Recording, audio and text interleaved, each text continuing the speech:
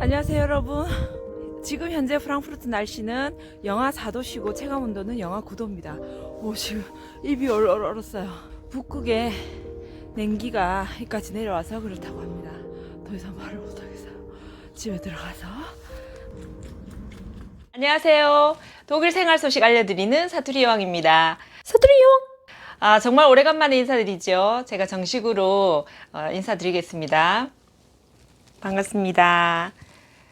제가 건강상의 이유도 좀 있었고 그 사이에 이사도 좀 했고 한 2개월 남짓 여러분을 찾아뵙지 못했는데요. 아주 오랜만에 인사드리는 만큼 좀 정성 들여서 뵙고 싶어가지고 그 정도 되고 해서 이렇게 22년 만에 한복을 꺼내봤습니다. 이렇게 지금 막 꽉 찌고 있습니다. 이렇게 팔을 들 수 없습니다. 들면 찢어집니다. 그래서 이렇게 다소곳하게 오늘 진행을 한번 해보겠습니다. 구정 연휴가 지나고 나서 이 영상이 올라갈지도 모르겠지만 구정이고 새해이기도 하기 때문에 인사드리겠습니다. 새해 복 많이 받으세요. 제가 12월 초부터 업로드를 안 했는데 그 사이에 독일에서 정말 엄청난 일이 일어났습니다.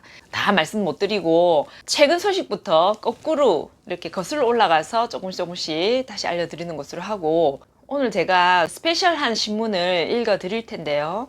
전체 독일에서 한인 분들께서 보시는 신문입니다. 작년 11월에 창간 25주년을 맞이한 교포신문입니다. 이 신문에 실린 기사를 제가 오늘 읽어드리겠습니다. 타단! 비슷하게 생겼죠. 부캐, 또 저희 아바타, 이 노을이 엄마가 알려주는 가지가지 독일 생활 정보, 이렇게 해서 2주에 한 번씩 연재를 하고 있는데 영상하고 같이 나가야 되는데 이번 같은 경우는 신문이 먼저 나갔어요. 2월 5일에 게재된 기사를 제가 읽어드리겠습니다. 기사로만 남기기 너무 아까워가지고 제목은 2021년도에 변하는 가지가지. 연초가 되면 굉장히 변하는 것들이 많지만 실생활에서 이 정도는 좀 알고 계셨으면 좋겠다고 하는 9가지만 골라서 제가 말씀드리겠습니다. 첫 번째, 부가가치세가 19%로 복귀한다. 코로나 경기 부양책의 일환으로 2020년 7월부터 12월까지 독일 부가가치세가 19%에서 16%로 7%에서 5%로 인하가 되었습니다. 잠시 6개월 동안. 그래서 이것을 뭐 연장할까 어쩔까 하다가 별로 그렇게 실효성이 없더라고요. 정치인들도 알겠죠. 2021년 1월 1일부터는 0%도 있습니다. 근데 그거는 뭐 그대로고. 그래서 19%, 7%로 다시 복귀가 되었습니다. 요거 약간 조금 비싸진 것 같다 하는 느낌이 좀 있습니다. 그거 부가가치세 때문에 그런 걸 거고요. 사실 요럴 때 이제 숟가락 살짝 얹는 그런 회사도 있거든요. 물가도 전반적으로 조금 오른 것 같아요. 여러분, 킨더겔트 아시죠? 킨더겔트는 육아 양육비입니다. 인상이 되었는데요.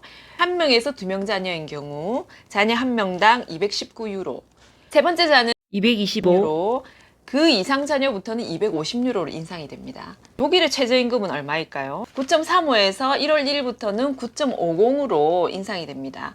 7월 달에는 그것이 9.60으로 오를 것이고, 최종 목표는 어디냐? 10.45유로입니다. 내년 7월 1일부터 10.45, 그것이 최종 목표입니다. 지금 거기까지 도달하기 위해서 단계적으로 올리고 있습니다. 네, 그 다음에 또 참 특이한 세금이죠. 독일에 통일세가 있다는 거 혹시 아시나요? 통일세라는 거는 통일을 하면서 만들어진 세죠. 세가 아니고 세금.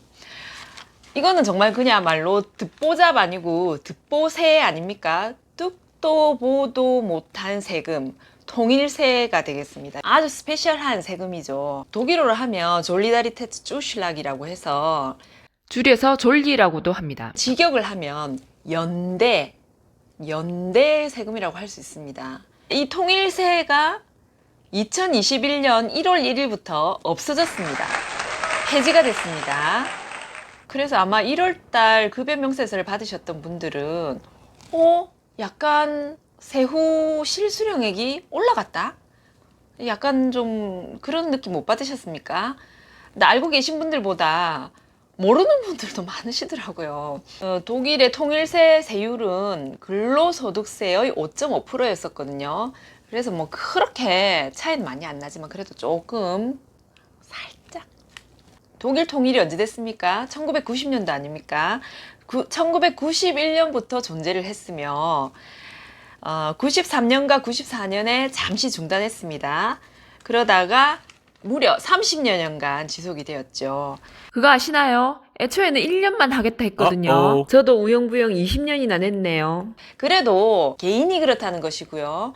기업은 아직도 통일세를 내야 됩니다. 그리고 고소득 상위 10% 정도는 개인이라도 내야 됩니다. 내년쯤에는 100% 개인은 통일세를 안 내는 것으로 그렇게 목표를 잡고 가고 있습니다. 네, 그 다음에는 요거도 한국에 없는 겁니다. 마이너스 금리. 마이너스 금리가 이제 개인 계좌주에도 적용이 된다는 거. 요거 참 특이하죠. 한국에선 지금 제로 금리라고 하지 않습니까? 그러나 독일에서는 제로도 아닙니다. 제로보다 더 낮은 마이너스 금리를 시작하고 있습니다. 2월 1일부터 1월 1일부터 아니고 2월 1일부터 하는 것으로 유럽 중앙은행이죠. ECB뱅크 또는 독일어로 EZB 방크인데요. 2020년 12월 10일 의결 사항입니다. 2019년도부터 자본이 많은 대기업이나 또는 아주 고소득층 이런 분들은 벌써 시작하고 있습니다.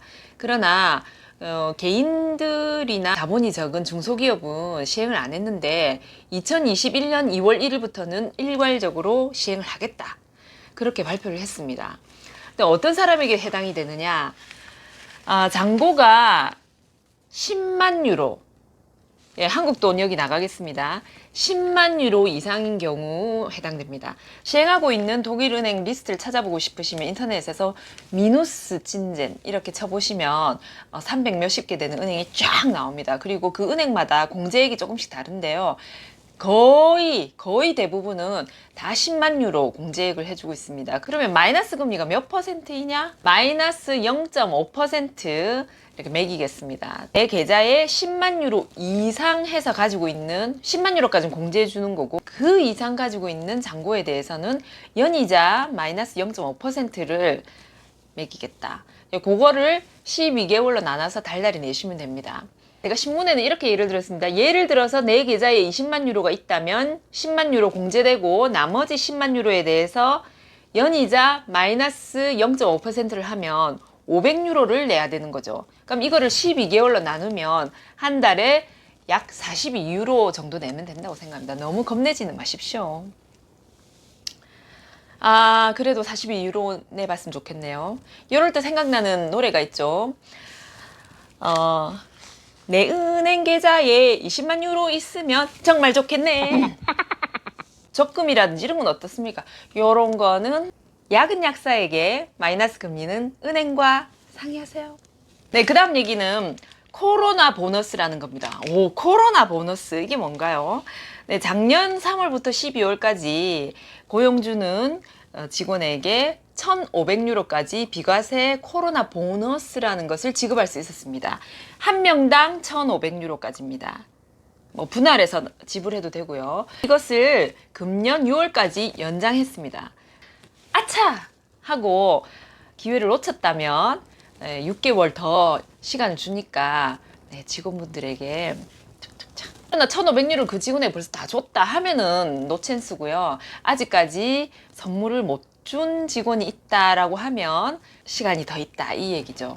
소득세, 사회보장세 완전 비과세입니다. 그 다음에는 코로나 홈오피스 수당인데요. 식탁이 책상이 되고 아이방이 사무실이 되고 마루가 피트니스 센터가 되는 요즘 아닙니까? 자, 그러면 홈오피스를 하면 제 비용도 많이 들잖아요. 예를 들어서 전기도 들고 물도 들고 또 휴지도 많이 들고. 저 부르셨어요? 1일 5유로 맥스로 120일까지 해서 연간 600유로까지 책정되어 있습니다. 요것을 2020년도와 2021년도 개인 연말 소득 정산하실 때 공제받으실 수 있습니다. 그런데 무조건 좋은 것만 아닙니다. 요게 이제 출퇴근 거리 소득 공제라는 게 독일에 있어요. 펜델 파우샬레. 출퇴근 거리가 머신 분은 이 홈오피스 소득 공제가 괜찮을지 출퇴근 거리 소득 공제가 괜찮을지 두 개를 잘 따져 보셔야 됩니다. 잘 모르시겠으면 슈토에베라터 세무사분과 상의해 보시면 되겠습니다. 그 다음에 생활하고 관련된 거 좀 보시죠. 일회용 플라스틱 용품이 전면 금지됩니다. 언제부터? 7월 3일부터입니다. 예를 들자면 면봉, 수저, 접시, 빨대, 커피 젓는 막대 있죠. 또는 풍선 밑에 있는 막대, 또 테이크아웃을 하는 스티로폼 용기 같은 겁니다. 요런 거나 요런 거, 이제 요런 거 마시는 이런 풍경이 없어지겠죠. 이거 버리면 안 될 것 같아요. 그래도 요런 거 골동품으로 안 버릴 거예요. 독일은 병가와 휴가의 천국 아니겠습니까? 10월 달부터는 종이로 된 병가증이 아니라 전자 병가증이 발급된다고 하는데 아직까지 세부적인 규정이 많이 마련 안 돼 있습니다. 독일에만 있는 개정보 때문이죠. 전자 병가증을 발급하는 데 있어서 개정보에 위배되는 사항들이 또 있다고 해서 반대 얘기도 있다고 그러네요. 그래서 개정보를 위반하지 않는 범위 내에서 세부적인 규정은 지금 마련하고 있다고 합니다. 네, 한 요 정도 이렇게 알아봤는데요. 요거보다 더 많은 새로운 소식도 있지만 또 그거는 방송을 해가면서 연내에 또 알려드리도록 하겠습니다. 좀 유익한 시간이 되었습니까? 예, 오늘 영상 끝에서 제가 좀 감사 말씀드리고 싶은 거는 이번 영상 앞에 제가 그때 몸이 좀 안 좋다고 올렸던 그 영상에서 여러분들 정성 어린 댓글 그리고 격려의 말씀 많이 올려주셨는데 제게 얼마나 힘이 되었는지 모릅니다. 제가 정말 눈물이 나려고 하더라고요. 아, 저를 믿어주시고 자리를 굳건히 지켜주시고 계셨던 저희 구독자분들 그리고 애청자분들께 제가 정말 진심으로 감사드립니다. 마지막 마무리 멘트 또 하나 마련했습니다. 그럼 이만 우리 또 만나요.